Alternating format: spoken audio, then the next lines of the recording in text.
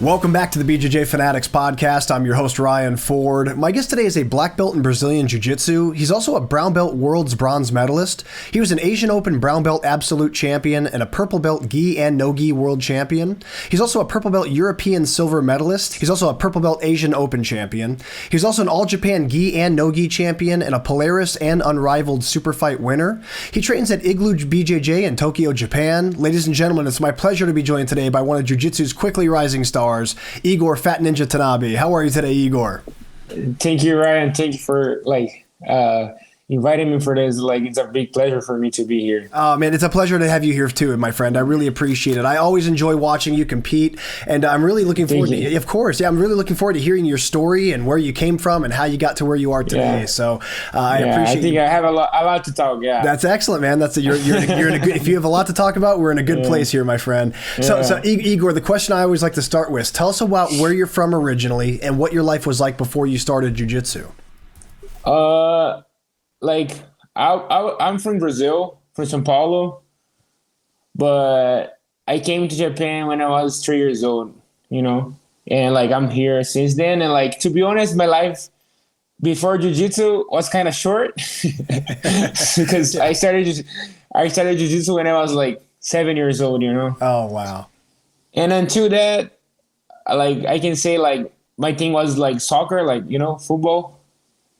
As a Brazilian, Yeah, of course. That was what I wanted to do. I wanted to be a soccer player until I meet jiu-jitsu. And the first time, I think not the first time, but I don't know, in the first couple months doing jiu-jitsu, my dream became from being a soccer player into a professional jiu-jitsu athlete, That's awesome. Yeah, I think if you grow up in Brazil and you don't play soccer, they just assume they take you to the doctor. They think something's wrong with you. Dude, what's wrong with my kid? Yeah, I didn't to be honest, I was in Brazil for just 3 years, I don't really remember at that time, but since I was, even though I was in Japan, the environment was, I was all surrounded by Brazilians, and my dad liked soccer a lot, so I don't know. It's just my uncles too, I think it's just natural in Brazil, to like soccer, Yeah, there's no choice for sure, man. What was it like growing up in Tokyo compared to your friends that grew up in Brazil? To be I'm in Tokyo now, but I grew up in a countryside area of Japan called Mie. Oh, cool. Yeah, it's like in Japan, most of the Brazilians that come to Japan, they come to work in factories, and usually the countryside, since they have a small, big more space, they have the big factories. So the most of the Brazilians go to those countryside places. Oh wow! And that's where I grew up, and growing up. So when I first came to Japan, my parents, they had a plan to stay 2 years, short. So instead of putting me on Japanese school right away, they decided to put me on a Brazilian school, Oh, cool. Yeah, they have it here since there is a lot of Brazilians. And so until my parents decide they're not gonna leave Japan for a while, I was in Brazilian school. So from 4 years to 8 years, even though I was in Japan, I was living like a Brazilian kid in Brazil life, Wow, that's interesting, man. I was also surrounded by Brazilians, at the time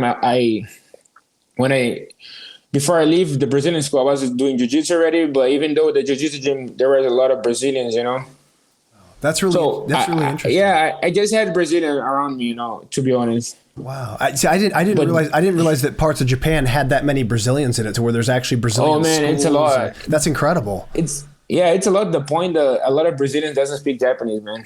Really? No way. They just live in their own bubble there, huh? They can figure out without Japanese because there's a lot of Brazilians, Wow. That's really incredible. Yeah. So the hardest part of growing in Japan started when I moved from Brazilian school to Japanese school, because then even though I were in Japan for 4 years already, I didn't speak any Japanese, But when you're a kid, you want to play, but at the same time, like Japanese people, they're so like they're not shy, but they're kind of like scared of different things, you know. And like me being a Brazilian was different already, and I always been a big kid, you know. Yeah. So at the beginning, I couldn't like communicate very good, you know. So I wanted to play soccer with them, but like they wouldn't let me, you know. And they would. I wouldn't say that I was getting bullied because I used to like, you know, how can I say? I used to pay back my way, you know. Sure, yeah. Take care of yourself, yeah. Yeah, I could take care of myself. If you mess with Igor, there's consequences. Yeah, like no, like yeah, like I like you know I never let it. I didn't care, you know.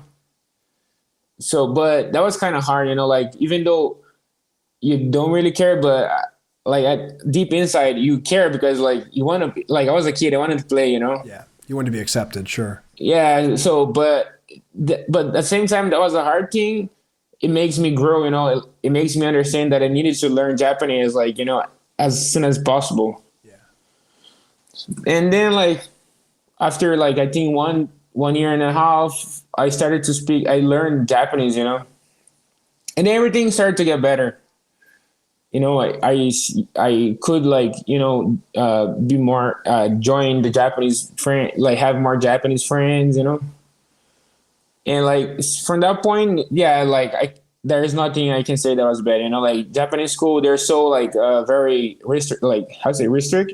Oh yeah, like structured. Yeah, like very straight. You know. Yeah. Like, and I don't know if they're the longest school in the world, but they're one of the most like since first grade you go to school like 8 a.m. and you leave like 3 p.m. 4 p.m. Wow. Yeah, you stay a whole day in the school, That's you know. a full and day. like Yeah, for a young kid, that's a lot. yeah. And they make you clean the school. They make you like serve your own food, you know. It kind of gives a lot of discipline, you know. Yeah, I've seen videos about schools in Japan and how structured it is, and how, like you said, they have you take on all tasks that are needed in the school. Yeah, that really is cool. It's a cool thing. Yeah, like for me it was normal, you know. Like I always need to do it. Like for me it was normal, and I feel like it's a good thing, you know. Yeah, it teaches discipline and structure. Yeah. Yeah, like anywhere you're gonna go, if you're usually gonna clean, you're gonna have to clean it, right? Yeah, absolutely. So yeah, so. It helped him a lot, you know, like in kind of discipline things, like the one thing that is also very, they're kind of like very, for like in Brazil, I think you should say like you have to respect the older. It's like, I mean, kids to adults to like a senior, you know? Yes. But in Japan, I was like, if it's 1 year difference, you have to like already, you know? Oh, wow. You have to change the way you talk to them, you know? Wow. So a kid that's 1 grade ahead of you, you have to treat him differently than you would. Yeah. Kids. Wow. But then like if the kid like it's older, if he don't know how to like handle it, he can like turn into a power, you know? Wow. That's not good. Yeah. And that's not a thing that I really, to be honest, I don't like it. You know, like about this thing, I think it's you have to respect everybody, you know? Yeah, like no matter like the age or you know anything. So, but like that's how they are, you know. Yeah. And you have to kind of like keep follow, you know. Yeah, that's one thing like I didn't like, you know, because like the older guys, they will like I didn't really have problems. I have friends that had, you know. That makes sense. That was kind of sucked. I could see that. Yeah, I could only imagine. Yeah. Like it's hard when you're going through school and stuff, and you have older kids messing with you and stuff. But then if it's a situation where now they're messing with you, but you also have to show them respect and kind of do what they say. Yeah. That's tough, man. That's an extra layer. Yeah, like you know, if I didn't care like if the younger like you know the younger students talk. Some of them like even though you're 1 year above, like there's like months difference of birthday, you know.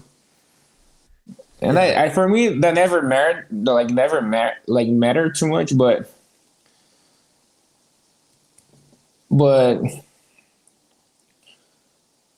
even like in the normal life, you know, there's a lot of that too in Japan, you know. Like is it hierarchy? No, you don't say hierarchy. Hierarchy, yeah, like a structure hierarchy. Yeah. I could see that. That's a lot. Yeah, they have it a lot. It makes like the country like that. I think like, but sometimes it's kind of sad, that way how people use it. Yeah, it depends. Someone could abuse that if they didn't have good moral character. I could see that for sure. Yeah. Well, I appreciate you explaining that, man. 'Cause that is it's very interesting. It's very different from most people, most cultures around the world that grow up in a school. So. I think that's one of the most difference in Japan. Like from the other countries. Yeah, I could see that. That's definitely very unique. It's interesting. Yeah. I appreciate you sharing that. So at what point did you find jiu-jitsu? How did you start training jiu-jitsu? Like, that's a crazy story, because when I was in my hometown, Mie, they had like a bowling, like a bowling center, like that was a place that like all the Brazilians go when they're on vacation, And like I was there with my dad, and the jiu-jitsu class wasn't on the vacation, the bowling center, They had a room there and they ran it and they were teaching there, And like when I was with my dad, I saw they had like a mirror, right? It's not a mirror, it's glass, right? Mm-hmm. Like a window? Yeah, a window. And I watched they doing something, but I didn't realize what it was, But then like my wife's dad, back then he knew my dad already from like soccer tournaments. My dad didn't like, he not used to play it, but he used to go watch. And so they kind of knew each other. So my wife's dad like invited me to train, But back then, like I couldn't imagine he was gonna be my father-in-law, I was like 6 years old, Wow. And then like he invited me, and to be honest, I had a lot of friends that was doing karate, And I wanted to do karate too, but then my dad heard like jiu-jitsu was good for like weight losing. And my mom wanted to lose like weight, right? So he told me like, if you're gonna do something, I want you to do jiu-jitsu with your mom because she wanna lose weight. I say, okay, like let's do it. I don't know. I couldn't wait. Like I couldn't imagine what's gonna happen, but like, I wanted to do something. And that's how I got in jiu-jitsu, man. Like, that's incredible, man. What a cool start. That's a very unique start, man. That's the first time I've ever heard someone say they started jiu-jitsu with their mom. That's cool. Yeah, that's like, and the craziest thing is like, my dad, he used to be a really like, he used to like, he still like it, but he was like kind of like the, like the rock and roll figure. Yeah.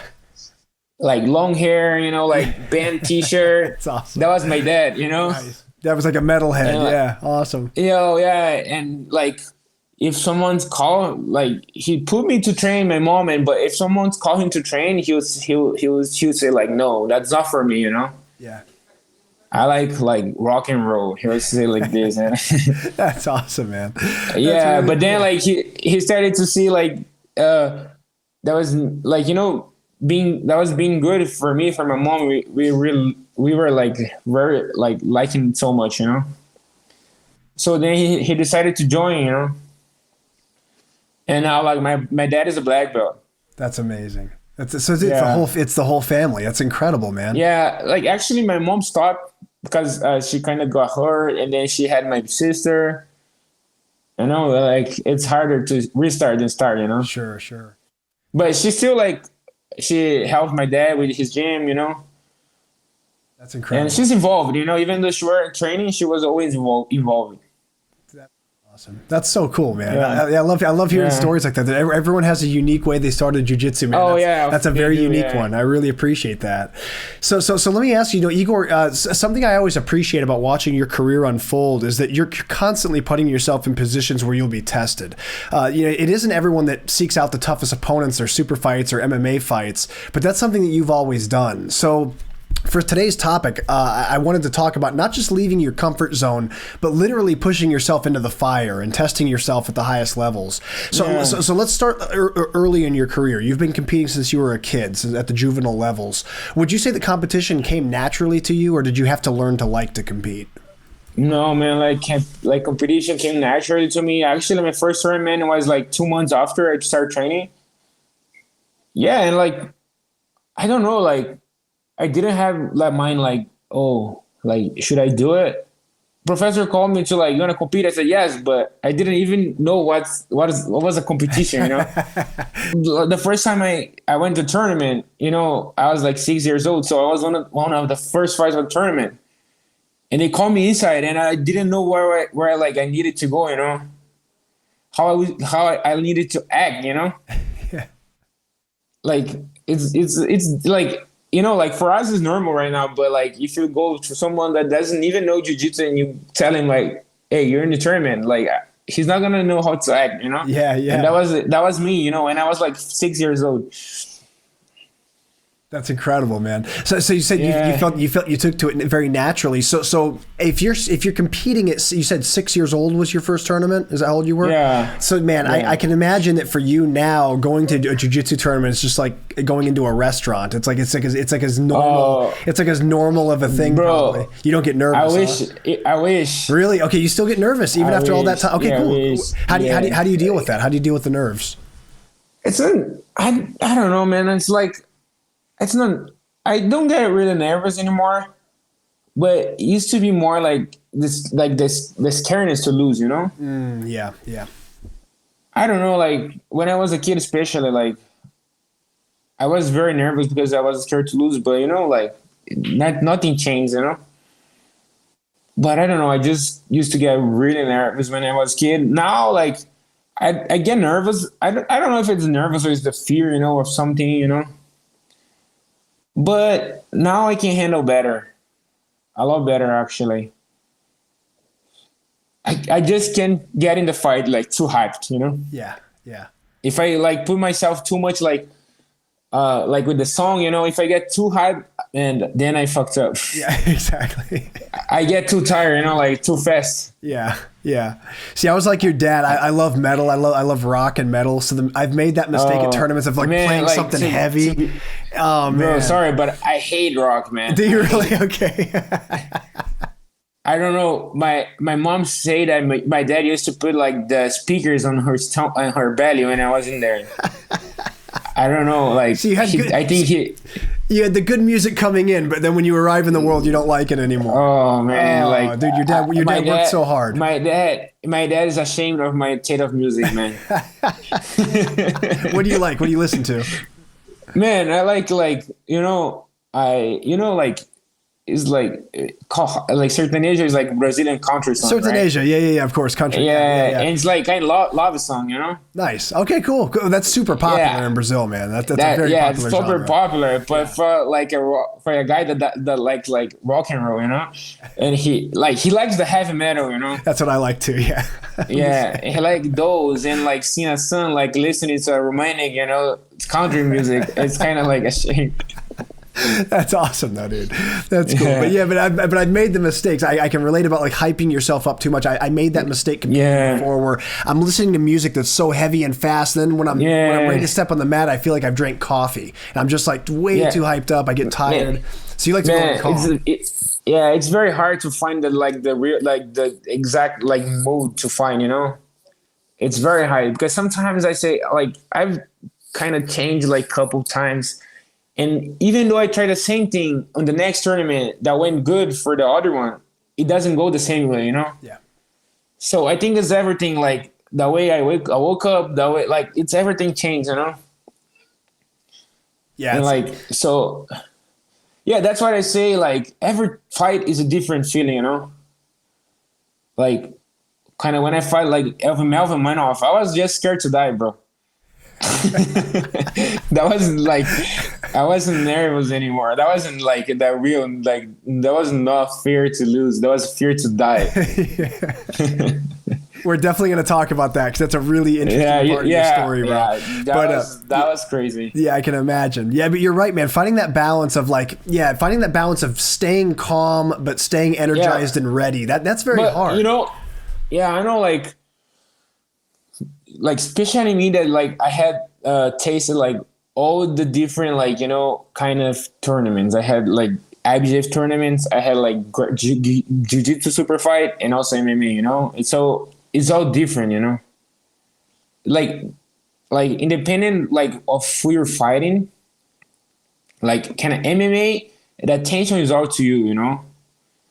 And like there is kind of like it's kind of dangerous, you know, because there's punches and you can really get hurt, like you can really hurt yourself bad, you know. You can get out there like knocked out, and nobody's want to no one to leave there knocked out, you know. Like jiu-jitsu is different because like jiu-jitsu, I kind of had my pride, you know. I kind of had like my career involved, and I couldn't lose because that would like, you know, you never want to lose because like, you know, you have like your career and you like to have to keep winning to grow, you know, and like have your marketing, you know. In a tournament, is it just a tournament because you have to win it, you know, and you have like 6 fights in one day, you know, so it's different. I don't know, like I don't know how I deal with it too, man. It's a lot, man. The important thing is just keep in mind, like, you know, like one thing I put in my mind is like, no matter what happens, I have to give my best, you know. That's it. I know like the people has to be with me, like that I really care. It's gonna be with me, you know, independent of like the result, you know. Like now that's my mind, you know. I just want to like do my best, know that I did my best, you know. And like, you know, independent like of if winning or losing, I know that my family is gonna be there for me when I leave the octagon, and they're gonna be happy for me no matter what, you know. That's excellent. That's an excellent mindset, man. Those kinds of thoughts help. It really help with the pressure. I think a lot of people feel they feel nervous about the outcome. And like you said, it's usually people at jiu-jitsu tournaments. I mean, most people I don't think are afraid of necessarily getting hurt. It's more about they don't want to lose and they don't want to look bad. They don't want to feel you know, bad. Like, you mean, to be honest, for me, like since I got my kids, you know, and I have my wife now, I have a family, you know, like. It's all about them, you know. So it's all about like I want to win for them, of course, but I just feel like I have to be back home safe, you know. Yes, yeah.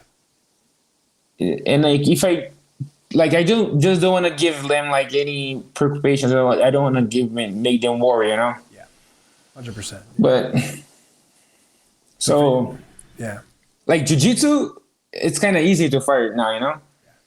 Because I know like I just get hurt if I'm done. Yes. Yeah. You know, of course I don't want to lose. You know, when I fought like Jacob Cart, that came out from the MMA fight. I thought that was gonna be easy. You know, not easy in the part like fighting, but easy in the part of getting nervous. But then that was different there. But we can talk about that. Like we can talk about that like later too. But yeah, sure. But it's, you know, it's that like knowing like people that I love, that I really care is gonna be there no matter what, you know. So just give my best, and that's my mindset, you know. That's excellent, man. Well, you know, Igor, something that happens to athletes when they push themselves a lot in the sport, the way that you have, is they start reaching higher and higher levels of the circuit.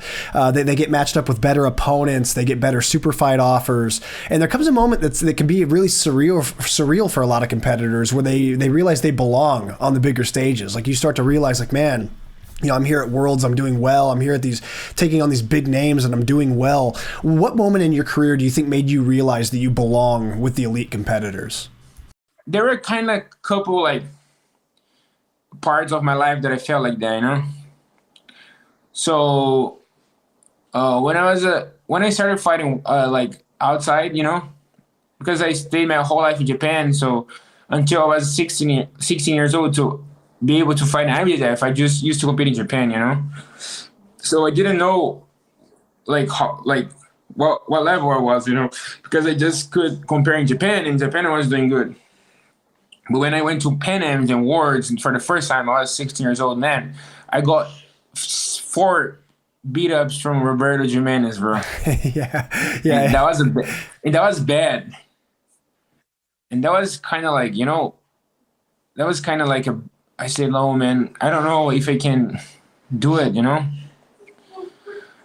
And then Roberto made it like he won everything on that year, you know, except the awards that he lost to Andy.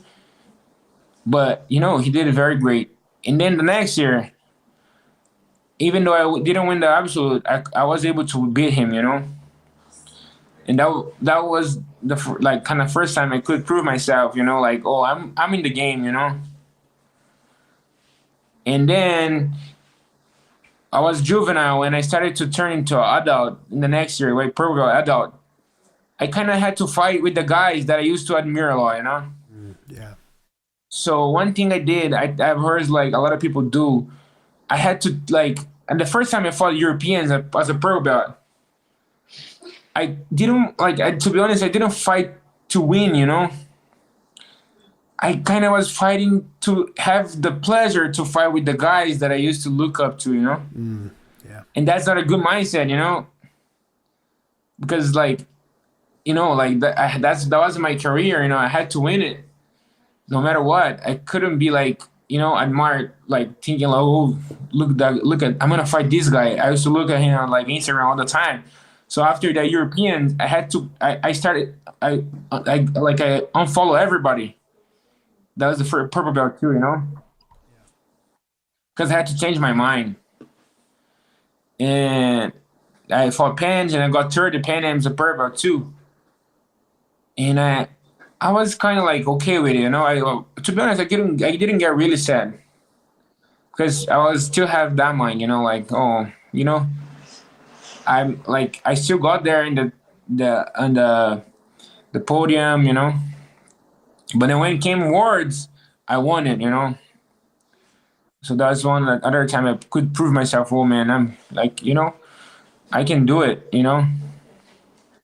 In the awards, I won Nogi awards, and the brown belt awards. I didn't do really good, you know. And then like after that, my wife got pregnant, and I came back to Japan. I started living in Tokyo, you know. And at the same time, the Corona came, you know. Yeah. So I got my black belt, and I didn't fight for like, I think I got my black belt, I think 2020. And I was just fighting Japan, you know. And like kind of US, they stopped it for a couple months, I think, but they come back early, right, for the tournaments. Like and like they keep fighting, you know. Like I see the guys that used to lose, you know, getting like losing, you know. And I say, man, I don't know like where I am, you know. And I always kind of had a problem like of not believing myself, you know. And the Corona came, and then like because I didn't have any jiu-jitsu fight, I couldn't go out, you know, out of Japan because Japan was one of the most restricted countries, I think. Yeah. You know, so I decided to move to MMA, you know, and I fought MMA, and like I said, and then when I decided to like, no, I'm gonna focus 100% MMA, that came the call for Polaris.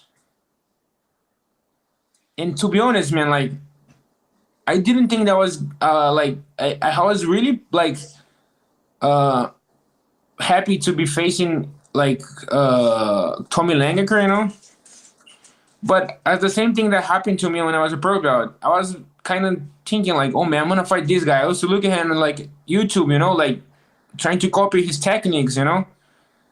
And now I'm gonna fight this guy, but it's different for people like they like keep fighting, you know, and they kind of like lose, but they keep fighting. They like get closer and closer, you know. But for me, it was different. The last time I fought like someone, that was Ronaldo Jr., and that was as a brown belt, and that was 2019 May. You know, that was awards. And now I'm gonna like my next fight after that is gonna be like a, you know, second, like world second place in the black belt. Like I would never imagine that I was gonna win, you know. like you can say like, oh, but there's a weight difference. But Langaker, he made his name like beating all the guys in the absolute. Yeah. Yeah. He beat Everett Santos. Yeah. Tommy's a monster, man. Yeah. He's a monster, man. He was very good. And I really used to look his videos on YouTube. And when I went for that fight, like, I don't know, I just wanted to like test myself, to be honest, to see where in my mind, I was like, I just don't want to get submitted. I want to give a good fight because it's a call. Like they call me, they pay me to go. I had to leave my family, leave my wife. She was pregnant with we had my son, and she was pregnant like of my daughter.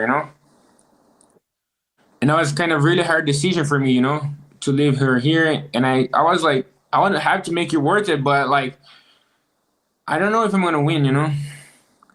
But I want to at least make the fight like, I want to make like at least a good fight. Yeah. And once I get there, on the stage, and people treat me like I was like for me, I could never realize like I was like a professional jiu-jitsu athlete. Yeah. But then they treat me like a professional. Like they have like people to take me to the like the airport, to the hotel, and they have a hotel. That was like, oh man, that's real. And like when the fight came, I was like, man, I have to give it all. I have to give all I have. Like I'm not gonna leave any like thing. I don't want to regret. I have to do it, and I'm gonna do it. Like if I have to move for 10 minutes, I'm gonna move for 10 minutes. No matter what, even though I get dead. And that was gonna that's what happened. If you look the fight, I didn't stop for a single minute, man. Yeah.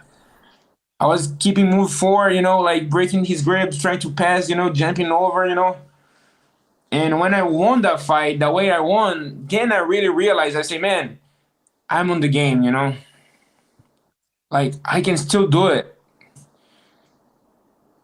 And then like I think that was the biggest improvement.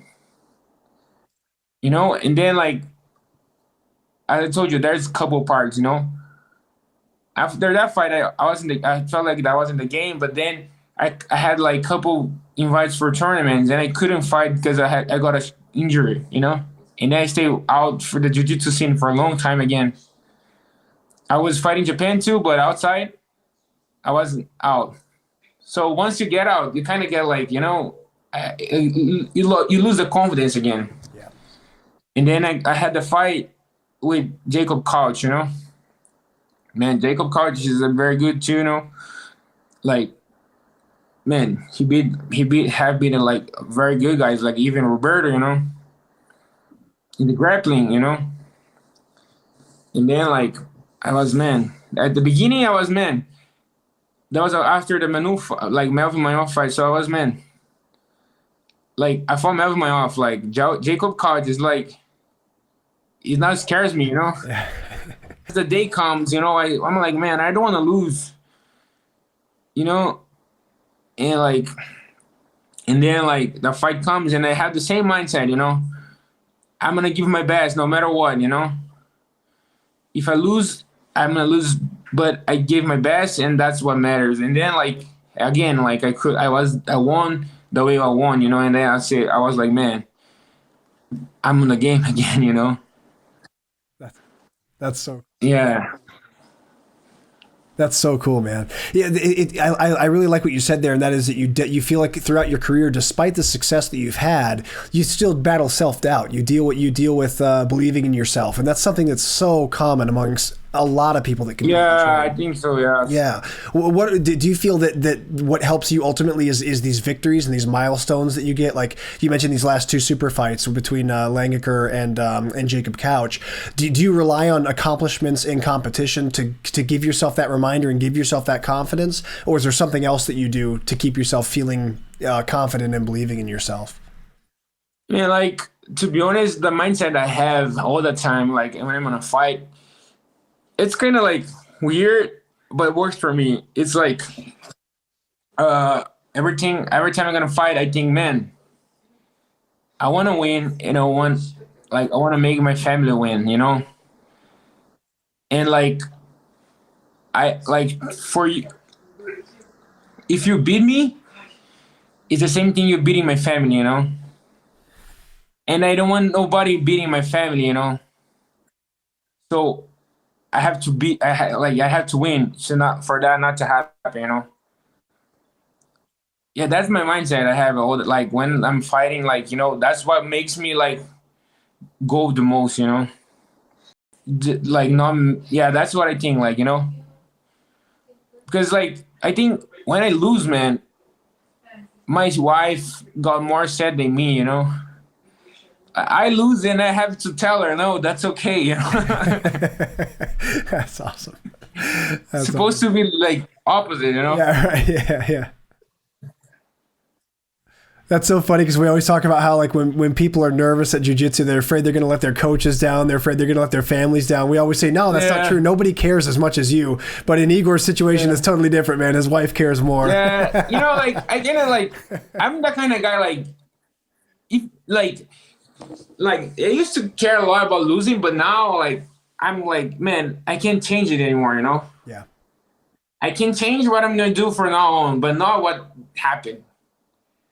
So I'm not gonna be losing time as like, oh man, I should have done it, I should have done this. They're not gonna change. So I like to look straight. I look forward, all the time, even though I lose. Even though losing hard. My wife's not like that though. She gets mad. She tries to find she tries to, I don't know. She tries to get mad at the referee, the opponent. She's dangerous, man. She's the dangerous one. Everyone dangerous, thinks Igor's dangerous, man. It's Mrs. Tanabe, man. She's the one to look out for. Yeah, the thing you can the thing that about you can't mess with me is not because of me. It's because of my wife. That's awesome, man. Well, you mentioned that you one thing that you've done in your life is you've gotten over the fear of losing, and I imagine that's got to be very liberating. That's got to make you feel very free to not have that weight of caring about losing so much. Just that what you care about is going out there and doing your very best, performing the best you can, doing all the things that you're able to control. And if you lose, you lose. But at least you can say, "Hey, I went out there and fought," and that's the whole point. The whole point is to go out and fight. We don't want to lose. But if you think too much about what if I lose, then you lose, Yeah, you already beat yourself. Yeah. So even though the first thought is that oh, what if I lose that? What if I lose? At the end of I said, okay, I can lose, but at least I'm gonna give my best. We were talking about earlier regarding this interview is that I wanted to talk about the idea of pushing yourself into high pressure situations. And you recently made the decision, as you talked about earlier, to test yourself further by pursuing MMA. And I think it was only your second fight you agreed to fight Melvin Manhoff, a legendary fighter, very dangerous striker. I mean, dude, Melvin, I think he's been fighting since before you were born. He was he was in K1 and a veteran of Bellator and 1FC and Dream. So yeah, he's called Pride. Pride, man, that took a tremendous amount of courage to accept that fight in only your second fight. And thankfully you did, because you made the jiu-jitsu world proud by submitting him in the first round. What compelled you to do that fight? And what compels you to do MMA in general? Man, MMA, the reason I decided to do MMA was because of during Corona, as I told you, I didn't have any motivation anymore because there's no tournament in Japan. And since I was winning all the tournaments in Japan, it started to be I had no credit when winning anymore, because I had to do it. And that's not fun, when you started to be when you start to get like that. And I always like to challenge myself, and I couldn't leave Japan. I couldn't fight outside with jiu-jitsu. So I wanted some motivation for me. I wanted something new. And also, to be honest, the money, I had an offer for an organization that I followed grappling once. They had also MMA, and they gave me an offer. And for the first fight, that wasn't a huge offer, but I was like, man, if I can get this for the first fight, I can change my family's life with that. Sure. You know, like, and that was the main reason, you know, changing my family life, like thinking about like where I want to be, and like getting that like conclusion that like MMA like could bring me to that point, you know. Yeah. And that was when I decided. But the first fight, I fought the guy that was debuting too, you know.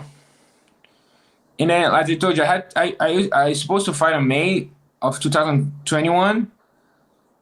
No, sorry, 2022. I had my first fight in December 21, and then I supposed to have my second fight in May 22, May 2022. But I got hurt, you know, because like May and like in 2022, my plan was to I was gonna fight MMA in May, in the beginning of May, and I would fly to US in the next day, and I would fight like two opens to try to get points to fight Worlds in the end of May, you know, as black belt. I wanted to do my first Worlds, and then I would fight, you know, remember like the EUG tournament? Yeah. Yeah. Yeah, I was invited for that too, so I was gonna fight that, and then I would fight Polaris. Nice. That was my goal, you know. But then I got hurt. I kind of like popped my shoulder, and I had to stay out. And all that tournament that I was playing, I was able just to fight Polaris. You know, the team one. So, and like because of that injury, I stayed out for MMA until like last year with like Melvin, and I kind of like decided not to fight MMA anymore because I wanted to focus on Jiu Jitsu Nice. again. But then, like as I told you, there was no tournament. You know, I couldn't leave Japan because of Corona still. And then I had an opportunity. I had a like you know I kind of my new manager. He came in with my offer and of managing me. You know, and then I decided again to fight MMA. You know, because even though I kind of said that I was gonna leave MMA for a little bit, I was gonna stay out for just like 1 or 2 years. I was gonna try to fight Worlds, and then I'll be back to MMA, you know. But then he came with a good conversation like about like the future of MMA, and I decided to join MMA again. But I didn't think like fighting Melvin was the good like the good thing he was talking about, you know. Yeah, that's a pretty crazy situation. Yeah. Man, like I don't know why I accept that fight, you know, to be honest. I just accept it because I didn't think too much, I think. Well, you won though, man. It was the right decision. To be honest, like I really thought too, like, you know, I have to do it. I don't want to regret. I don't want to back up here, you know. Yeah. I think if I back up here, it's gonna be a big wall in my career, and I'm kind of creating like an option to back up. You know, I didn't want it. You know, I say, man, I'm gonna lose sometime anyway. I think, you know, if I have to lose now, I'm gonna like it's God's plan. You know, I have to, like I told you, I have to do my best to not happen. But losing, you know, is not like the worst thing in the world. You know, you can learn a lot from losing. Yeah. And you know, like Melvin Manov has a good name. You know. So yeah, man, that's why I decided to fight. But man, I'm like, I swear to God, bro, I was like 1 month every day. I was scared to die. I'm not telling. I'm not like lying to you. Yeah. It's a real conversation. It's a real like talk. Like couldn't imagine I was like dying or getting or like someone bring like carry me on the Like a stretcher. Like because I was man.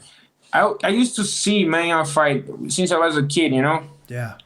And he's not the kind of guy that beats you up and he gonna stop Yeah. when you lay down. He Yeah. gonna knock you out and he gonna keep punching you. Yeah. You know, and that fight they had like soccer kick, you know. Yeah. It's like pride So rules. man, Yeah. I was like, man, if this guy he knocked me out, he gonna come and kick my head and I'm gonna die. You know, and I didn't want to like. That was one thing that was really like on my mind, like being carried on that way, like being beat up that way in front of my son and my wife, you know. But then, you know, that was like everything happened the way it has to happen, you know. It all worked out, man. Jiu-jitsu for the win. That's awesome, man. No, man, like definitely jiu-jitsu, man. I didn't throw any punch. Yeah. I just threw 3 kicks, but I missed all of them. Hey, man, what matters is the end result, my man. No. That's awesome. That's awesome. Yeah, man, like it was such. It was very good. You know, like that was one of the best feelings in my life. But you know, it's not because I won. You know, it's because I could like end the fight safe. You know. Yeah. And I was be able to be back to my family. You know, like alive, and like I didn't have even a scratch. That's amazing. Not many people. Not many people could say they fought Melvin and left without a scratch, man. That's pretty impressive. Man, like that's pretty you know, impressive. like man, you know, like that's I if I think with me, I can't believe that I did it. You know, I said no, man, that's not. I didn't do it. It's still surreal, huh? Well, yeah, it's man, like I couldn't imagine I getting in there.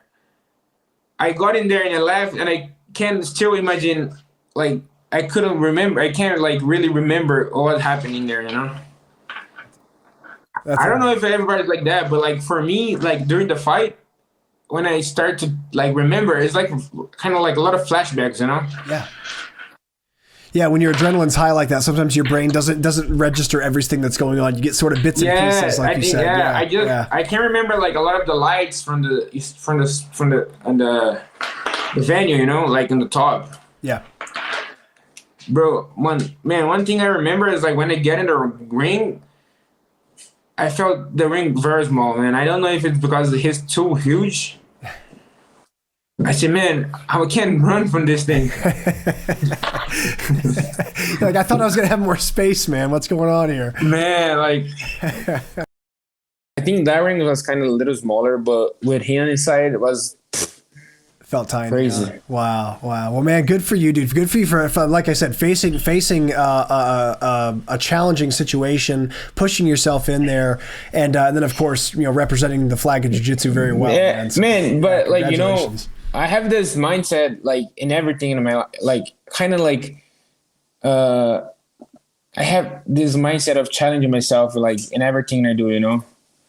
Like, you know, like there's a funny story. Like, it's not funny, but it's like I just took my license like a couple months before, right? Driver license. And, you know, like there's in Tokyo is too small, you know? So every parking you have to pay. So it's like coin parking, you say here. And there's some that is really small, you know? And like there's a fight with me, you know, so should I park there or not? But there's sometimes like there's some part of me saying like, no, you can't park in there. You just took your license. But then there's another part of me like, no, you have to park there. You can't be afraid of it, you know. And I always park. You know, and like I think that's kind of thing that I do like from, you know, since I was a kid. You know, like another like example, like when I was a kid. Like I wanted to play soccer, and like the Japanese people, the kids didn't let me, you know. So there were me and another Brazilian kid, and they were like, we are 2 Brazilians and they're like 8 Japanese, you know. And I used to tell them like, hey, if you don't want to play with me, let's play them Brazil versus Japan, you know. Nice. And they're like, okay, I'm gonna beat up. Like they're like, okay, we're gonna beat you like bad, you know. But I didn't care. I just wanted to challenge myself, you know. I didn't want to be. I never liked to be on the team that has advantage, you know. Like in anything, you know. I never liked to have an advantage in anything. And I think that's what's happened, you know, with Manov too. And no matter who he was, I think like whoever they would tell me like you're gonna fight, I'm gonna say yeah, I'm gonna fight. You know, you never know what's gonna happen. Like, one thing I say is like, man, if you think like the percentage of like a Brazilian a kid that born in Brazil came to Japan, was raised in the countryside, and now he works with what he likes and like make kind of like, feed the family with the thing he likes, and be where I am. Like 1% is too much, So, I don't like 1%. If I have 1% of winning a fight, that's enough, That's excellent, man. I really like that. Yeah, I love hearing this kind of mindset, man, because it really does reflect the success you've had. It reflects. It reminds me of the old saying, like, you miss every shot you don't take. If you don't take the shot, you never make anything. So good for you, man. Yeah. If you miss, it's a learn. You learn something always, Yeah, 100%. 100%, man. Well, Igor, I tell you what, man, we've reached a point of the show. This is where I always play a game with my guest. This is a game called the Pummel. The Pummel's a series of random questions. Some of these have to do with jiu-jitsu. Some of them have nothing to do with jiu-jitsu. But if you're down to play the Pummel, I'd love to play this game with you. Yeah, let's do it. All right, man. Question 1. I don't know if have you had a job before? Have you worked? Okay. A lot. Okay, tell me. Okay, so first question. What's the worst job you ever had? Man. The worst job I ever had is McDonald's, man. McDonald's, yeah. I hate it.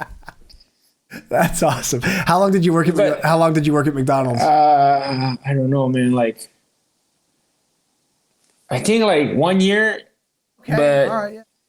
I kind of like was. I stayed for like I think 6 months. Really a lot, very like going every day.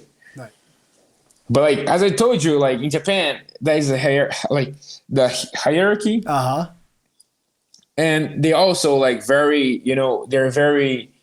That's not wrong, but it's kind of tiring for people's working. Like they respect too much the customer. Very polite, yeah. So sure. Very polite. So I've been in the U.S. fast food, and there's people like when they don't have nothing to do, they sitting, Yeah. They sitting, they talking, it's for me, it's fun to watch. It's like, it's normal. But in Japan, man, even though you have nothing to do, there's nobody in the shop. You have to keep finding something to do. Yeah. And like changing, like, like going to the tables, wiping, going to the bathroom. Man, that was very tiring because I had to stand up for like 3 or 4 hours straight, and then I go for 30 minutes break, and then I go back to the work again. Yeah. That's tiring. And it's very tiring because I used to work on the front desk, so I kind of deal with people. So there were some people that were like kind of rude, and I couldn't choke him, so it's hard. Dude, I have to laugh because I literally yesterday I was watching a video popped up on Instagram, and these videos are everywhere on the internet, but there was a video of a McDonald's somewhere in the US, and the staff was in a fist fight against a group of customers. So it was like five workers versus like 5 customers that were having a problem. They were fighting like in the thing. So I'm just thinking like for you that must be so crazy being in a Japanese McDonald's, like where you have to like respect everything and everyone. No, man, Japan in that part, it's crazy because the customer, they're like kind of 100% right, Yeah. That's not wrong, that's good. But as I told you, there's people that use it wrongly, Yes, of course. That's the bad thing. So when I used to work in the front desk, there are people like, I used to work in the morning. I don't know. They might, have to work and they didn't like the work. So where are they gonna? Yeah, they're gonna. They're gonna come on me, But at the same time, that was a bad thing. It's a good reflection, because then you see how bad it is to you treat him bad, Yes, 100%. Makes you want to treat people and well. And sometimes you don't even have like, you don't want to treat them bad, but you like kind of you end up treating them or like making them feel that you're treating them bad, so you care more about that, 100%, man. Yeah, that's something that's one of my big pet peeves. Like if I see someone if I'm with someone or see someone treating a waiter poorly or a worker poorly or being anything or just being rude, instantly it changes the way I see that person like forever. I won't look at you the same again. Yeah. They have a thing like I've seen a thing that I say like, man, if you have a friend that treats like a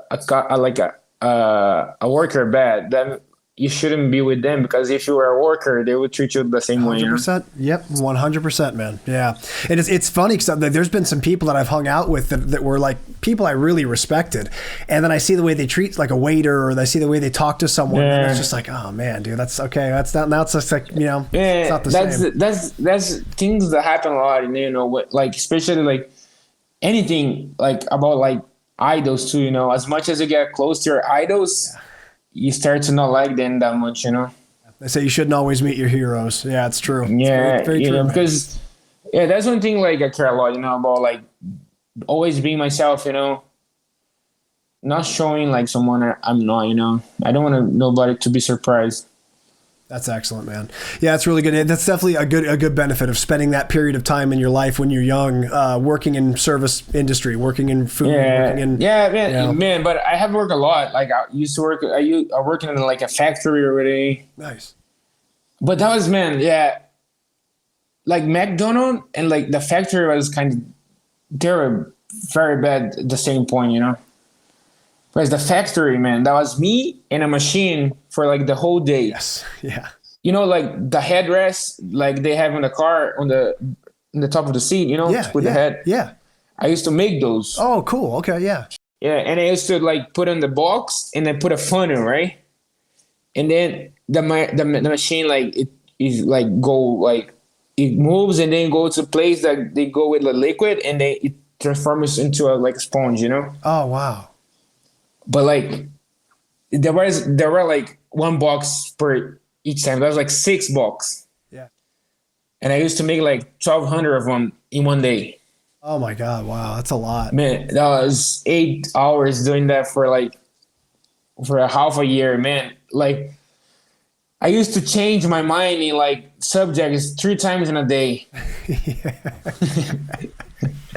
Yeah, dude. I've worked in warehouses and a couple factories, and you're right. Like it was nice because I left retail, so I wasn't dealing with like customers anymore. I wasn't dealing with the public, but it does. So you feel a little bit more like relaxed, a little more freedom as far as that goes. But then, like you said, sometimes you get put in front of a machine. I remember I had one where we were making these pieces of artwork. It was like not a manufacturer, but like a production facility that made these artworks that would go up in like doctors' offices or bathrooms and things like that. Like, when you're in an office, you see those pictures. And stuff. So all we would do is we would lay the picture down. I had a little pneumatic air hose, and I would have to spray the glass so there's no dust inside. Then you put the glass on top. So, dude, for 8 hours a day, like you said, I'm just and then pushing. Push, man, dude, bro. After a week, you just want to die. Like it's so bad. No, as the work is like faster, it's worse because you do more pieces a day. Right. Like sometimes people say like count how much you're doing so you can like the time goes. But man, how am I gonna count 200 headrests? Yeah, exactly. Yeah, it's like I really don't care how many things I made. Right now. I don't know how I could handle like that long because in Japan, like when you're doing something that you can't talk, you have to be like really focused on what you're doing. If I could at least put a earphone and listen to some music, that would be much better. Yeah. But they wouldn't let you. Oh, that sucks. Like for safety stuff, they wouldn't let you do it. I don't know. That's like the Japan is strict. That's something. Sometimes I think it's too much because it wouldn't change anything. I think but I don't know. They have their own reason for that. And I think that might be why the kind of that country works. Yeah. There are a lot of places that don't let you have any kind of distractions. Like I worked in a factory one time where this guy, he didn't lose his finger, but he lost like a big chunk of his palm, like a chunk of his hand got hit by a machine, and he was doing something where people around him could see that it was about to happen. So they were like, "Hey, bro, don't do that!" And he had his music on, so he's just like, "Do." And all of a sudden, boom, the thing hit him. So then they said, "Okay, from now on, no more. Like no one can have headphones ever at all." Yeah. So it's made it even worse because, like you said, at least with music or a podcast or something, it helps. Yeah. Man. Like, yeah. Podcast is, man, things that makes the times fly. It does. Yeah. It really does. That's actually how I found podcasting, was just working a boring job. Yeah. That's how I discovered them. It's like you talking to someone, during like under conversation. Yeah. Yeah, we get a lot of listeners. I mean, we get messages from a lot of listeners that say that they work a job where they're either driving a lot or they're working in an office or a place where they're allowed to listen to music, and they said it just helps pass the day. And that's it's funny. That's how I found podcasting myself. So, Igor, let me ask you another question. What do you think is a secret talent that you have? Secret talent, man. I'm really good at gaming, man. Oh, cool. Okay, nice. What do you like to play? FIFA. Nice. Cool. I mean, yeah. I think I'm good, you know? Nice. No matter what people think, I think I'm good. Your win-to-loss ratio doesn't matter. As long as as long as you believe. I believe, man. I'm good. Yeah, I believe I'm the best. In FIFA, I have the strongest mindset ever. That's amazing. That's awesome. What platform do you play on? What console do you have? Now PS5. PS5. No. Nice. How do you like the PS5? Man. I love it. Yeah, is it a lot? Is it much better than the PS4, or is it pretty similar? I mean, like the game, I think like game wise didn't change so much, but like the graphic, it's crazy, man. I can't play a PS4 anymore. Yeah, sorry. You can't go back. Yeah. Sorry, I'm not gonna be humble to that point. No, I can't. Can't do it. Oh, that's awesome, man. But yeah, I tried to play Call of Duty, but man, I'm suck. You're bad at Call of Duty. Yeah. Call of Duty's tough. Yeah, I was like 17-0, man. 17 kills, 0 deaths. No, 17 devs and 0 kills. 0 kills. Yeah. That's rough, man. What's something that you wish you were better at? Gaming, yeah. Better Call of Duty. Yeah, Call of Duty. Yeah. What do you think is your worst injury that you've ever had? I think the shoulder one was kind of really bad. Yeah, that was pretty. I broken my wrist too, but the wrist I don't think because you don't use it that too much, you can avoid using it, you know. Yeah. But the shoulder, it's kind of impossible to avoid using it, so it takes I think longer to recover, you know. Yeah. And I still feel a little bit, and because of the timing that I got hurt, you know, I got hurt like 2 weeks before the fight, and that kind of like, you know, broke my mind. Yeah, it made it worse. It made it even worse for sure. Yeah, it's interesting you mentioned the wrist. I've had a wrist and a shoulder injury, and the funny thing that I experienced with both the wrist and the shoulders, particularly in jiu-jitsu, was just posting on the ground. I never like we post on the ground a lot in jiu-jitsu, but I never really thought about how much I needed that post in order to move and play guard and do things. And when your wrist is hurt or your shoulder's hurt, that's when you realize, like, dude, man, not being able to post, that's a major problem. Like, that's a very bad technical thing to deal with. Yeah, man. I broke my wrist too. But like, to be honest, the wrist, I didn't feel it because I think because I had that, how you say, like the thing that you put when you break it. Oh, a brace, yeah. A brace, like I could like place my hand on the brace and I wouldn't like hit my wrist, you know. But the shoulder, there's nothing you can do with it, you know.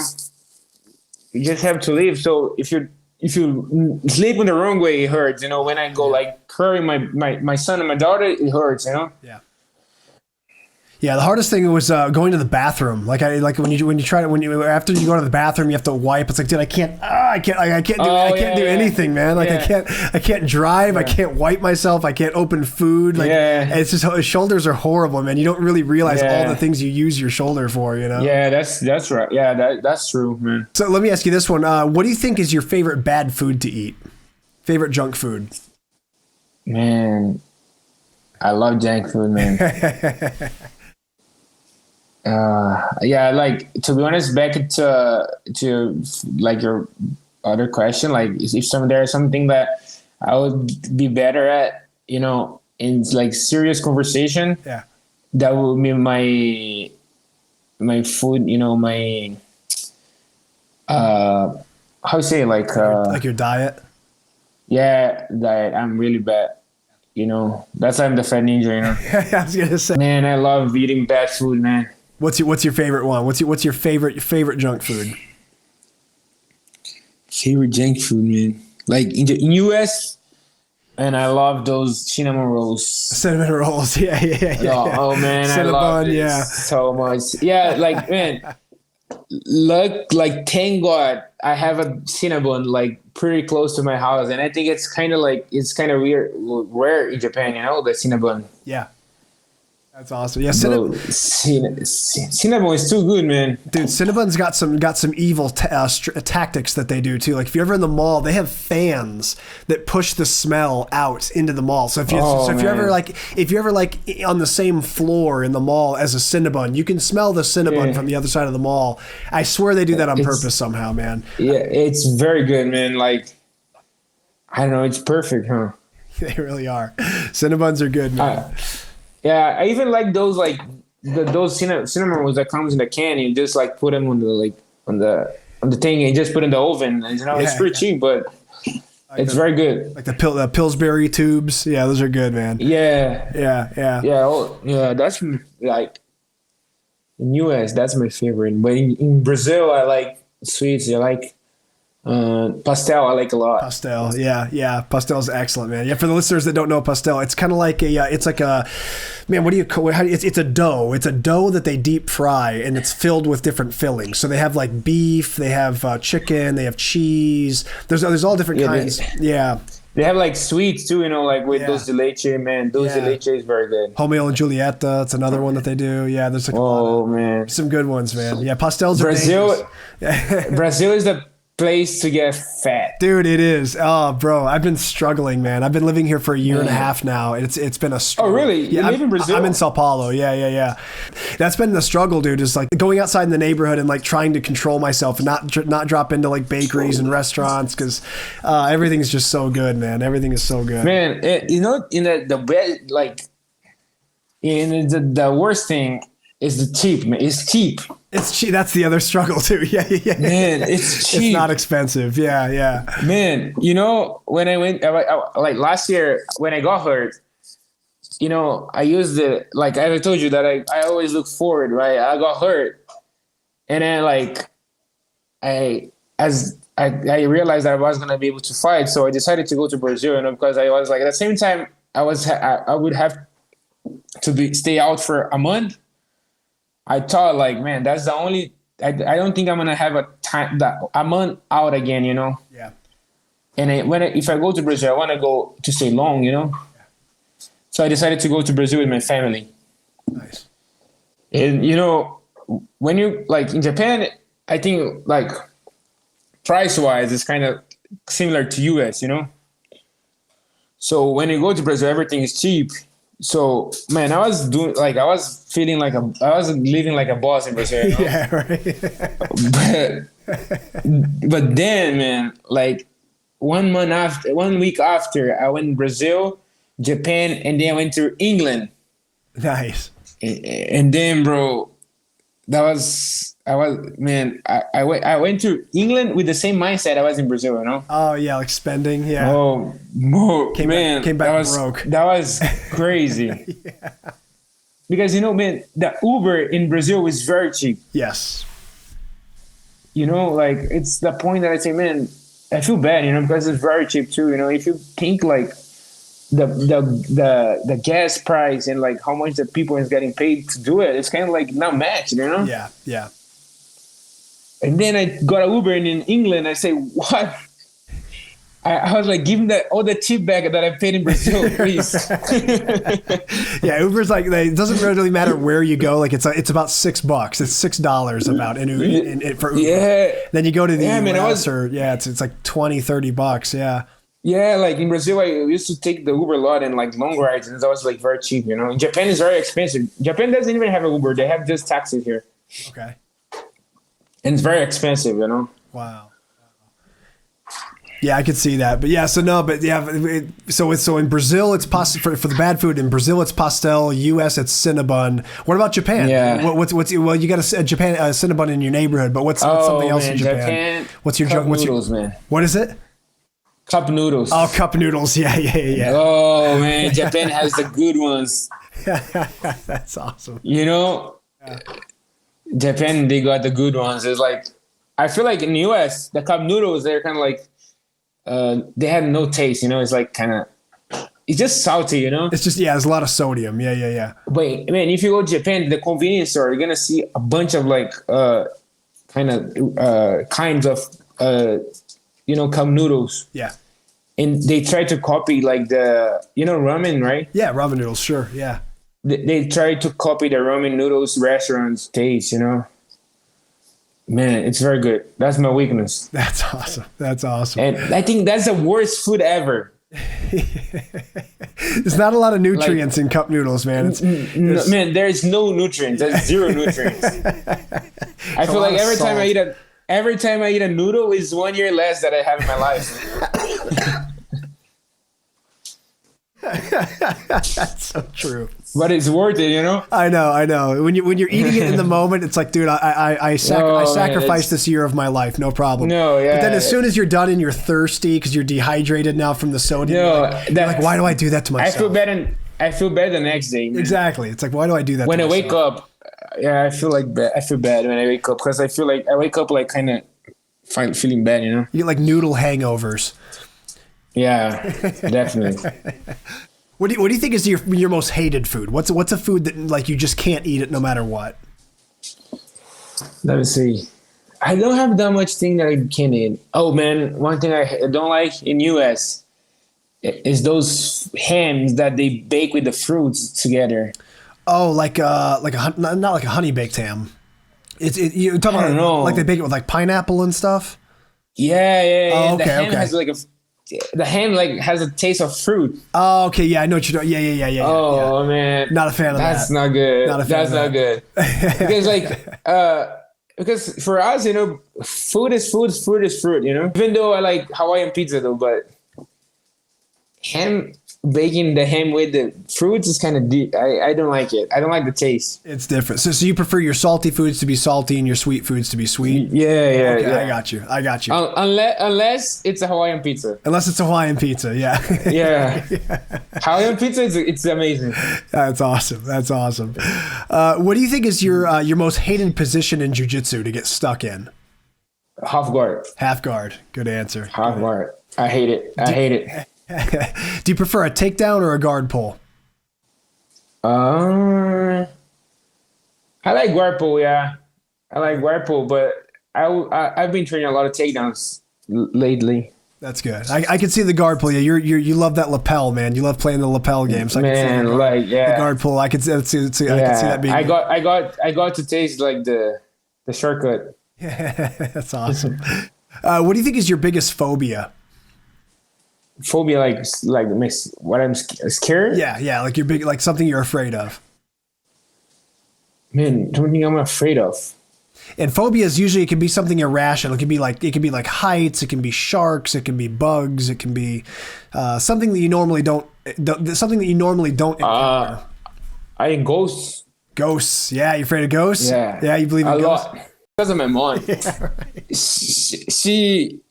She used to, when I was a kid, she used to go to, you know, like those spiritual, I don't know how to say that in English, but it's a religion, you know? They believe in how you say, like, in Portuguese we say like reencarnação. Reincarnations, yeah.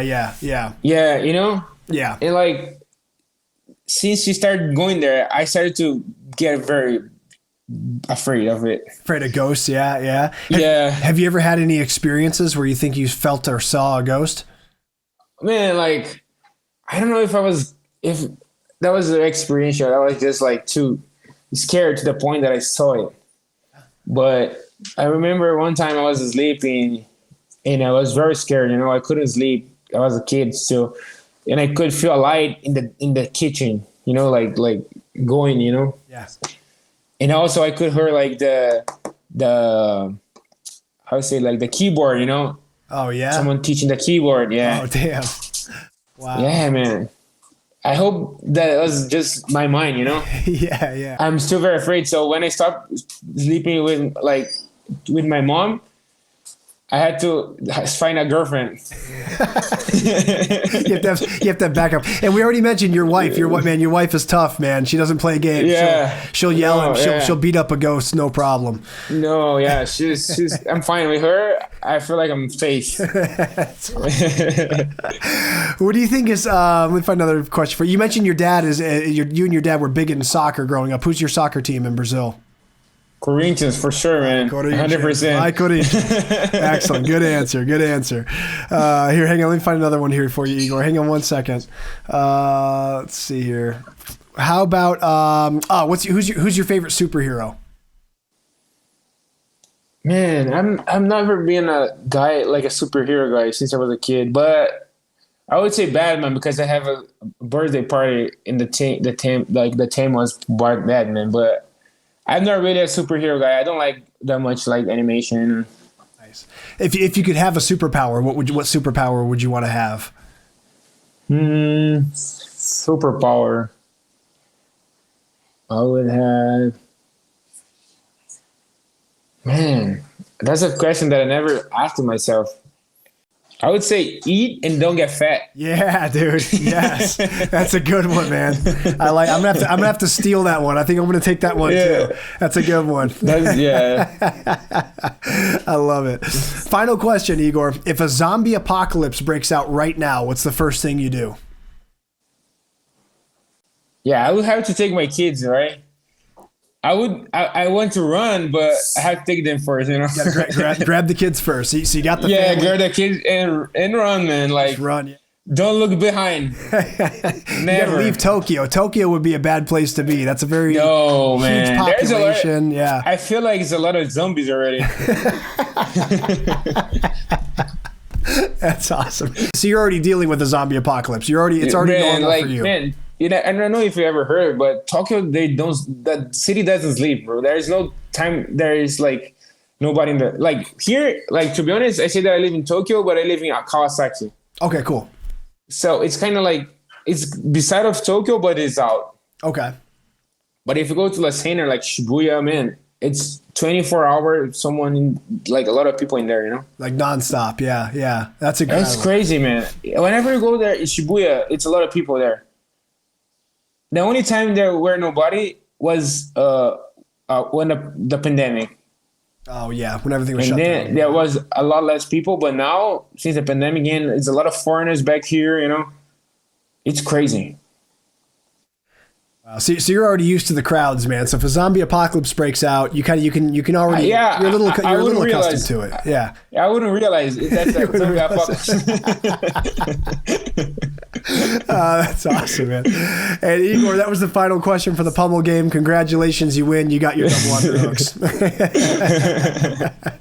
So Igor, man, let me ask you some technical jiu-jitsu questions here, man. Obviously, one of the things that you're most known for is your use of the lapel, the worm guard, things like that. When did the worm guard first become a staple in your game? Man, the first time I learned of worm guard, you know carpe diem, right? Yeah, carpe diem, sure. Yeah, very very good team. So Japan. When I was a kid, I used to train there, you know, for big tournaments. And there's a guy there's a guy, is a black guy called Thomas Meats. He's very good, and he's the one that taught me the first guard I learned was square guard, and I learned it 2 weeks before my 2017 Blue Belt Juvenile Awards, and like man, I learned it and I could start using it like right away, you know. And like that's the guard I used to like, you know, win the tournament, and even I was able to use it when I fought Roberto and I went, you know, and I was able to win, you know. Wow.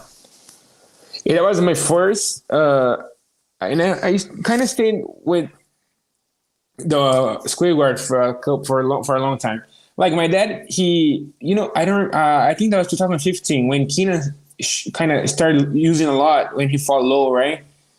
The worm guard. I think he lost to low, but he kind of swept low a couple of times with the worm guard, right? That was the first time I think people really saw it, and my dad started to using it, but I didn't really care about it. But that was the first one that I think. But the first time I started using it was 2017, and then I started to learn some new moves, you know. And it's a thing like that I really adapted myself really fast because I kind of like for the squid guard I studied like 2 weeks to get it, and like also the reverse Delaware arm. That is also the guard that I used a lot in the European, the super belt. I learned it like 2 weeks before the tournament too, and I was able to use it like right away too, you know. Wow, that's amazing. Yeah. So let me ask you, why do you think that these variations of lapel guard are so valuable? What makes them so valuable technically, in your opinion? Man, like the main thing is like you can control a lot of your opponent body just with one grip, you know. Yeah. And then, like as I say, like I think I say on my DVD too, like you can control, like when you put the worm guard, for example, you control like his upper body and his one of his legs, you know, just with one grip, and you still have like your other hand, you know, and your other feet. I mean, with one hand and one feet, you know. But like, for example, if you would do that without grabbing the lapel, you know, control his upper body, you know, you would have to have a grip on his collar, you know, and you like, and you know, you will soon be able to like move like you move with lapel, you know. That's why I think it's very useful, because it's a cross, you know, so you kind of stop the whole body of the opponent just with one grip, you know. Yeah. Then you still have like the half of your body to move, you know, to make the variations. Absolutely. Yeah. You know, one thing I always appreciate about lapel guards, especially the worm guard, is it's such a great way to hit the brakes on people. Like if you're having trouble getting someone to stay in place, or if you want to have great control from the bottom, man, the worm guard is a really good way to snag somebody up and just keep them, just immobilize them. You know what I mean? It's such a great way to keep people controlled, like you said. What do you think are some of the common mistakes that people make? What are the things that you see people do that make them have a less efficient worm guard? I think they kind of. I don't think I don't really use lapel to stall. You know, that's one thing I don't like to do. Like, because when you stall, that's when you give the opponent time to think. You know, and that's when he thinks that he starts to, you know, countering. So one thing I think when people make a lot of mistakes is stopping in there. You know. Instead of like starting to attack right away, because it's a very good position for you to attack instead of holding. So I prefer to like start attacking from the worm guard, and then once I get a good position, I kind of stall or, you know, rest.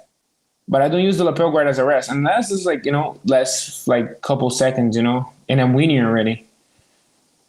But start to stay in there, it's not a good thing, you know. It's not a good idea. It should have like go like until like you sweep. You know, because it's a guard, you know, it's not a position, it's a guard. Yeah. So it's guard as a lasso, you know, and like every guard. Just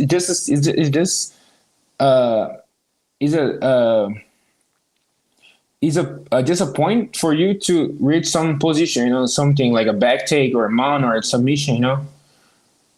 It's not a place for you to stay waiting, you know.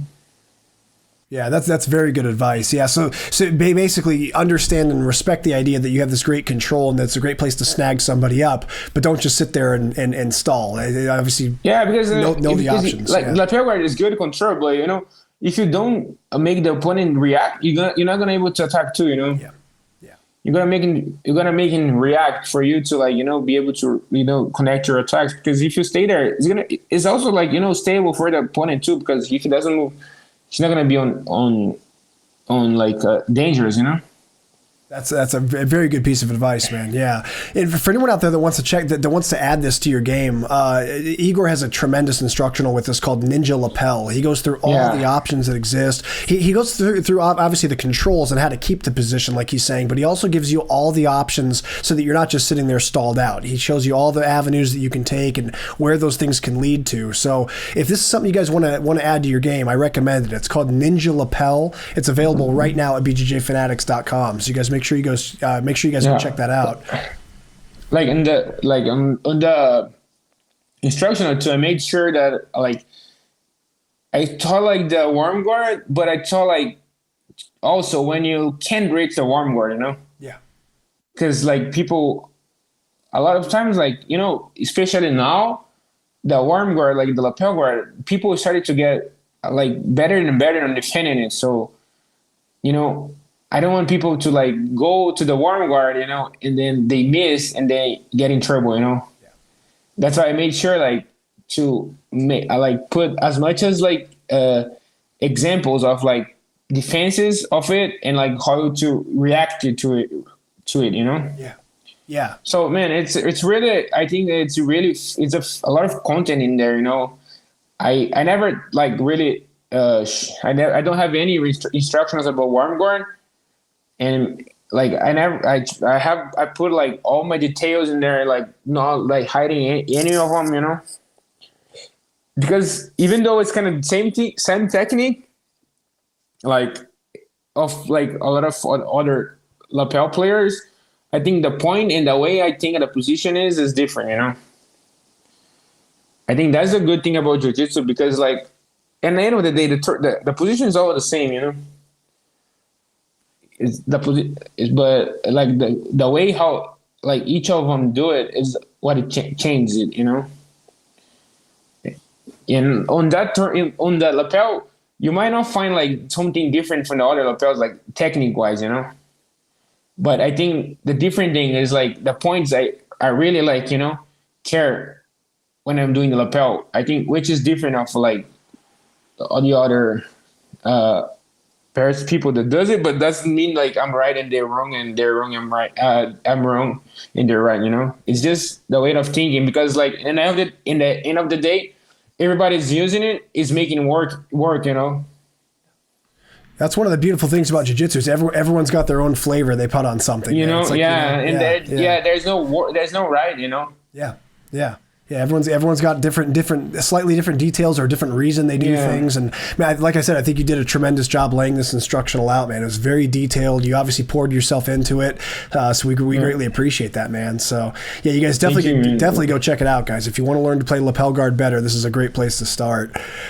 Igor, man, in closing, what are some of your major goals for 2023? What are some things that you hope to accomplish this year? Man, like I don't know if you saw it, but I just joined Rising, you know. Yeah, I saw. Yeah, congratulations, man. Yeah, it's huge. One of the biggest, like you know, MMA is the biggest MMA event in Japan, and my plan is to fight. You know, if I as much as I can. I was supposed to fight before, but it didn't happen, and I'm about to fight soon, I guess. And I want to fight at least, I don't know, 2 or 3 fights this year because, you know, I'm like my 3rd year of MMA already and I just did 2 fights. And I have to fight, you know, I need to fight. So my focus for this year is just MMA, you know. I wish I could fight the Asia Open they're going to have in July. But I don't know. I might not be able to fight because of like my MMA fight, you know. I don't know yet. I have nothing sure yet. But... yeah, I might try to get like a gold medal without fighting, you know, if there's nobody in the ultra heavy division. And you know, because not about the title, but I want the points, you know. Yeah. And I don't know, maybe next year 5 words if everything matches, you know, like the timing and everything. I don't know. It couldn't be words, but like, you know, European or Pan Ams. I want to fight something because man. Even though I'm doing MMA, you know, I'm really enjoying it. I love jiu-jitsu. My passion is jiu-jitsu, you know. I really like the jiu-jitsu environment, you know. Because at first that was my dream, you know, to be a jiu-jitsu black belt world champion, you know. Even though like kind of changed right now, my main goal I would like now is to be an MMA champion, you know, be the best in MMA. But the main goal is like to give a good life to my family, you know, and I would do like whatever it takes me to do it. If it's jiu-jitsu, I would do jiu-jitsu, but it's MMA, I would do MMA. And right now I feel like MMA is the best way, you know. Absolutely. But I still want to do jiu-jitsu. I still want to compete, and I want to compete in black belt worlds, you know. So I don't know. I don't know, like, it's not good. It might be a good thing, but my life never goes like the way I think it's going to be, you know. Always there's like something, like some, you know, something crazy happens when I don't expect. Always good things go, you know. So I'm just like, you know, open to everything that could happen. Like my main goals for this year is to at least have like 2 or 3 fights in MMA. And next year, I don't know. That's incredible, man. Well, dude, it's as a lifelong MMA enthusiast, man, I'm always really happy to see high-level jiu-jitsu people representing the art in MMA. So I really commend you for that. And like, huge congrats on getting in on Rise. That's one thing that I have in mind too. Like MMA is kind of big in Japan, but jiu-jitsu is not that big as big MMA. So one of my goals too is to bring more attention to jiu-jitsu. That's awesome. With the MMA. So yeah, I want to try to make change, like one of my main goals in life is like makes difference, That's all. So yeah, that's one of my things I want to do, getting like the hype in MMA and then bring the attention to also jiu-jitsu and making like the community bigger, giving more opportunities to the young comers, That's awesome. That's awesome. It's been, like I said, it's been really cool watching your career grow, and it's so cool seeing you take this new route now through MMA. Thanks so much, man. Of course, man. No, it's been really awesome watching your career, man. And I really appreciate you taking the time here to share your story. Thank you, man. That was amazing. Yeah, that was a pleasure. Like, man, I didn't even see the times goals. I appreciate that, man. Yeah. And also, man, for just to note, there's a 12-hour difference between Igor and I here. So Igor right now, it's past one in the morning. So I really appreciate you staying up late. Thank you, man. That's no problem. Like, it was very fun. Excellent. I'm happy. I really enjoyed doing it. I did too, my friend. Thank you very much. Thank you. Thanks so much, man. Well, folks, unfortunately, we're fresh out of time. Igor, as I've said, I've enjoyed this conversation very much, man. I appreciate you being here today to share your story and your advice and your thoughts. And, man, you're welcome back anytime you want to come back on the show. Thank you so much. And for anyone out there that wants to keep up with Igor, it's very easy to do so. He's active on social media. He has a Facebook, but he's most active on Instagram. His Instagram is Fat Ninja. Make sure you guys follow him there. He puts up great content. It's also a great place to keep up with seminars and fights he has coming up and everything else. He's on YouTube. His YouTube channel is Fat Ninja TV. Make sure you guys subscribe and hit the little bell icon to get notified when new videos get added. And guys, like I said, if you want to learn lapel guard, he's one of the best lapel players in the game right now. His instructional at BJJ Fanatics is called Ninja Lapel, and it's available right now. So you guys go scoop that up and get that knowledge. And Igor, I appreciate your time once more, my friend. Thank you so much. So I want to give a shout out to my sponsor, Tatami Fightwear, that I'm wearing here now. Nice. And also Leon Optis, like his Leon is a sponsor. Like he was with me. Like he was one of the first to believe in my work. When I was blue belt, purple belt. I mean, and I got in US. He was one of the first to believe me. Man, like he did a lot to me. Like nobody knows, but he even he used to give me shopping. I didn't have much money, when I was with my wife back in time, my girlfriend. She used to give me gift cards of supermarket for me to be able to buy food, Oh, wow. Even he found some place for me to train, strength and conditioning. Of course, I didn't have money to pay it, but he found a way for me to do it. He used to drive me from San Diego to Oceanside, where I used to live. So he is the reason I'm here today too, So Leon, thanks so much, man. Love you. Excellent, buddy. Well, like I said, it was great talking to you, man. And that's going to do it for this episode, everybody. I really appreciate you tuning in. Please stay tuned for the next episode of the BJJ Fanatics podcast.